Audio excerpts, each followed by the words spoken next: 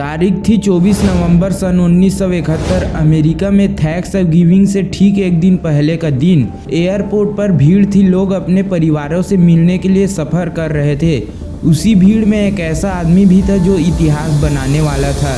उस आदमी ने अपना नाम बताया डैन कूपर। बाद में दुनिया उसे डी.बी. कूपर के नाम से जानने लगी। वह पोर्टलैंड इंटरनेशनल एयरपोर्ट पर काउंटर के पास गया।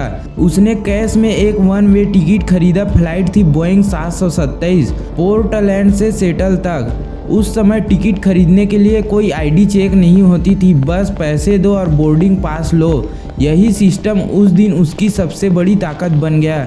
वह लगभग 40-45 साल का दिखता था। कद करीब 6 फीट, बाल सलीके से सेट, काले सूट में सफ़ेद शर्ट, काली टाई और हाथ में एक साधारण सा ब्रीफकेस, बिल्कुल एक आम बिजनेसमैन जैसा। उसने फ्लाइट में सीट 18 सी ली, पीछे की तरफ बोइंग 727 की खास बात यह थी कि उसके पीछे सीढ़ियाँ रियर एयर स्टायर होती थी जो उड़ान के दौरान भी खोली जा सकती थी। शायद उसने यह बात पहले से रिसर्च की थी। फ्लाइट ने दोपहर करीब 2:30 बजे उड़ान भरी। सब कुछ सामान्य था, कोई नहीं जानता था कि अगले कुछ घंटों में यह फ्लाइट इतिहास की सबसे रहस्यमयी घटना बनने वाली है। टेकअप के कुछ मिनट बाद उस आदमी ने एयर होस्टेस फ्लोरेंस सैफर्न को इशारा किया। उसने एक छोटी सी चिट्ठी पकड़ाई। शुरुआत में फ्लोरेंस को लगा कि यह कोई नंबर होगा, शायद कोई यात्री फ्लर्ट करने की कोशिश कर रहा है। उसने नोट अपने पर्स में रख लिया। तभी उस आदमी ने धीरे से कहा, मैम बेहतर होगा आप उस नोट को पढ़ ले, मेरे पास बम है। फ्लोरेंस के हाथ कांप गए। उसने नोट पढ़ा। उसमें साफ लिखा था कि उसके ब्रीफकेस में बम है। उसने ब्रीफकेस थोड़ा खोला। अंदर लाल रंग की सिलेंडर जैसी चीजें थी, तार जुड़े हुए थे। वह असली थी या नकली कोई नहीं जानता, लेकिन उस पल वह बेहद असली लग रहा था। अब खेल शुरू हो चुका था। उसने कहा कि वह $2 लाख नगद चाहता है, $20 के नोटों में, साथ ही 4 पैराशूट। यह रकम आज के समय में करोड़ों के बराबर होती। फ्लाइट अटेंडेंट ने तुरंत कॉकपिट को सूचना दी। पायलट ने एयर ट्रैफिक कंट्रोल को मैसेज भेजा। अब FBI और पुलिस हरकत में आ चुकी थी। विमान हवा में था, 36 यात्रियों की जान खतरे में थी। कूपर बिल्कुल शांत बैठा था। उसने विस्की और सोडा मंगाया, सिगरेट जलाई।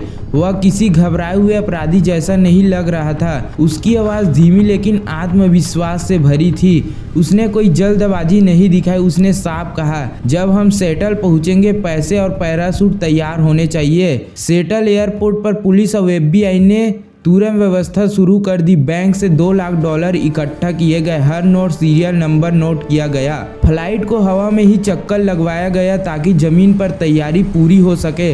लगभग 2 घंटे तक विमान हवा में घूमता रहा। अंदर कूपर शांत बैठा रहा।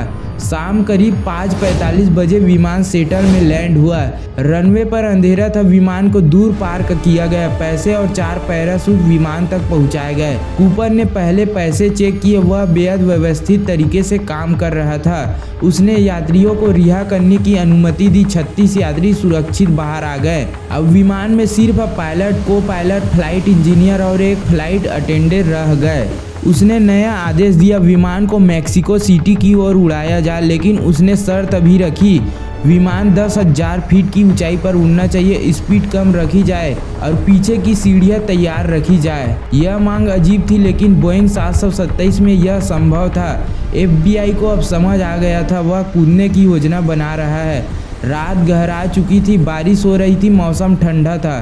विमान ने दोबारा उड़ान भरी। कूपर ने क्रू को कॉकपिट में रहने को कहा। वह अकेला पीछे की तरफ चला गया। उसने पैराशूट पहना, पैसे अपने शरीर से बांधे और फिर रात 8 बजे के आसपास विमान के पीछे का दरवाजा खुला। हवा का दबाव बदला। पायलट ने महसूस किया कि कुछ भारी चीज बाहर गई है। वह आदमी 10,000 फीट की ऊंचाई से अंधेरी रात में कूद चुका था। नीचे घना जंगल था, वाशिंगटन स्टेट का बारिश, ठंड, तेज हवा। उसके बाद वह कभी नहीं मिला। FBI ने इतिहास की सबसे लंबी जांच शुरू की। नोरजक केस। सैकड़ों संदिग्धों से पूछताछ हुई, लेकिन डी.बी. कूपर की असली पहचान आज तक रहस्य बनी हुई है। एक आदमी जिसने सिर्फ एक टिकट खरीदा और $2 लाख लेकर आसमान में गायब हो गया। लेकिन सवाल है, क्या वह जिंदा बचा? नीचे वाशिंगटन स्टेट का घना जंगल, पहाड़, नदियाँ, दलदल और कड़कती ठंड। तापमान करीब 2 से 3 डिग्री सेल्सियस बारिश लगातार हो रही थी। कूपर ने बिजनेस सूट पहना था, कोई खास विंटर गियर नहीं। पैराशूट भी बेसिक था, कोई स्पेशल मिलिट्री गियर नहीं।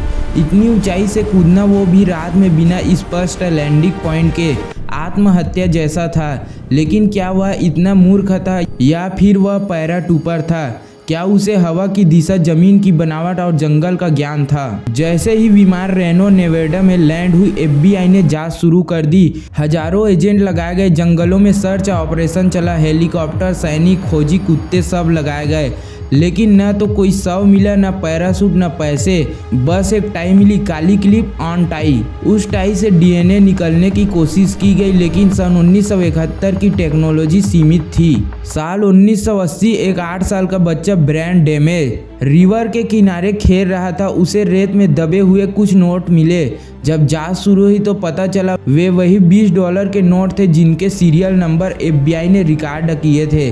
कुल रकम थी $5,800। लेकिन सवाल फिर भी बाकी था। बाकी $1,94,200 कहाँ गए? अगर वह मर गया था तो बाकी पैसे कहाँ गए? अगर वह बच गया तो उसने कभी पैसे खर्च क्यों नहीं किए? FBI ने 800 से ज़्यादा संदिग्धों की जांच की। कुछ नाम बार बार सामने आने लगे। रिचर्ड मैको, एक पूर्व पैराटूपर, केनाथ क्रिश्चियन, एयरलाइन कर्मचारी, रॉबर्ट रेक्सटॉव, मिलिट्री बैकग्राउंड वाला आदमी। लेकिन कोई ठोस सबूत नहीं मिला। हर संदिग्ध के खिलाफ कुछ सबूत थे और कुछ कमी भी। कई एक्सपर्ट का मानना है कि वह उस रात मर गया। मौसम बेहद खराब था, जंगल खतरनाक था। बिजनेस सूट में बिना खास गियर के जिंदा बचना मुश्किल था। शायद उसका शव कभी नहीं मिला क्योंकि वह गहरे जंगल में गिरा। कुछ लोग मानते हैं कि वह पैराटूपर था। उसे बोइंग 727 की रियर की जानकारी थी, उसे हवा की गति और ऊंचाई की समझ थी। उसने सही जगह पर छलांग लगाई और जमीन पर उसका साथी इंतजार कर रहा था। वह पैसे लेकर गायब हो गए। कुछ लोगों का मानना है कि यह एयरलाइन के किसी कर्मचारी की अंदरूनी साजिश थी, लेकिन कोई प्रमाण नहीं मिला। 2016 में FBI ने आधिकारिक रूप से केस बंद कर दिया। 45 साल की जांच के बाद भी न पहचान मिली, न गिरफ्तारी। लेकिन यह केस आज भी इंटरनेट पर, डॉक्यूमेंट्री में और किताबों में जिंदा है। यह अमेरिका के इतिहास का एकमात्र अनसुलझा एयरलाइन हाईजैकिंग केस है। वह आदमी जिसने आसमान को अपना रास्ता बनाया, जिसने कानून को चुनौती दी और 10,000 फीट से छलांग लगाकर इतिहास में गायब हो गया। क्या वह हीरो था? क्या वह क्रिमिनल था या सिर्फ एक परफेक्ट प्लानर? सच आज भी बादलों में छुपा है।